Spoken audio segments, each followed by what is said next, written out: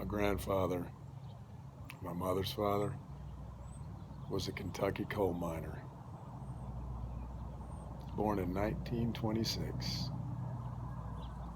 Back then, mining wasn't machines that cut down mountains. It was men in hard hats with carbide lamps going down into the earth for 10 hours a day with a pickaxe and a lunchbox.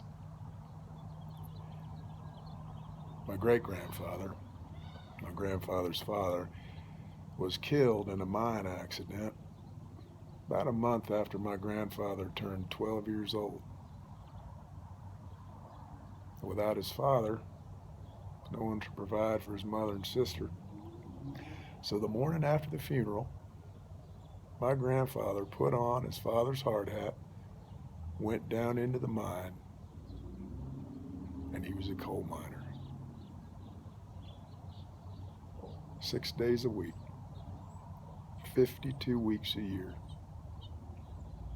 In the winter, he was down in the mine before the sun come up. By the time the whistle blew at the end of his shift, it was already dark. So for half the year, he only saw the sun 1 day a week. It gives new meaning to the word Sunday, don't it?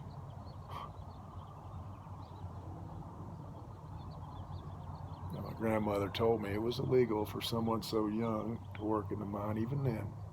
So whenever there was a mine inspection, he would have to go deep into some narrow shaft, all alone with his lamp turned off, find a crack in the coal seam just big enough to fit into, and that's where he'd hide until the inspection was over.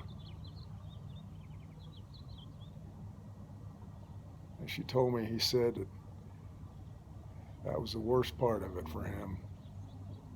All alone in the pitch black, hundreds of feet below the ground, listening to the rock strain and move above him.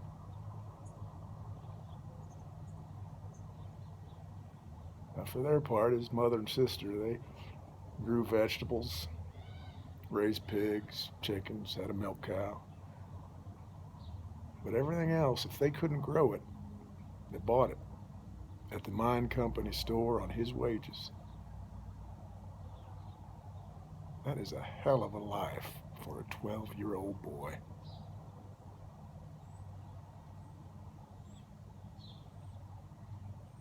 He stayed in the mine all during World War II. You can't make warships without coal, at least you couldn't in those days. 2 weeks after the Japanese surrendered, he married my grandmother, Mama. And Mama had a sister, Elizabeth, that had married a fella from Montana. And for a wedding present, Elizabeth sent my grandparents 2 train tickets to Bozeman so they could honeymoon out west. My grandparents stayed on the ranch where Elizabeth's husband worked. Even went down to Yellowstone for a couple days.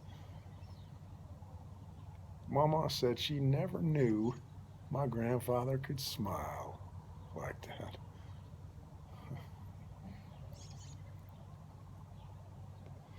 Back in Kentucky, the night before my grandfather had to go back to work down in the mine, he went out to the barn, hung himself with a harness strap.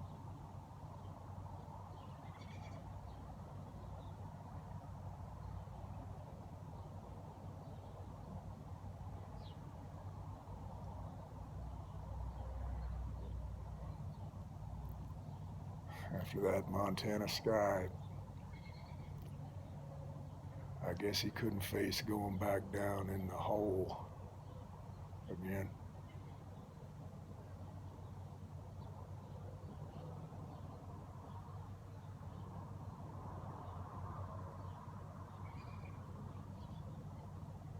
Mama buried him next to his father, and then she packed up and moved to Montana. She told her sister she hadn't had her boys yet, and she wasn't about to have them spend their lives in a Kentucky coal mine. 8 months later, my mother was born in Bozeman. Mama married again, and she had her boys,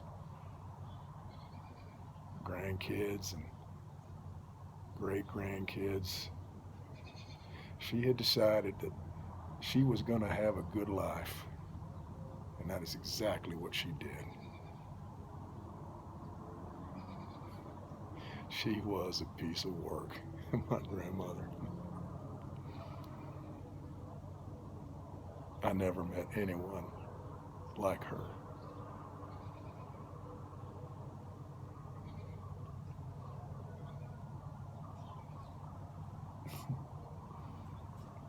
After I was grown, she used to call me up.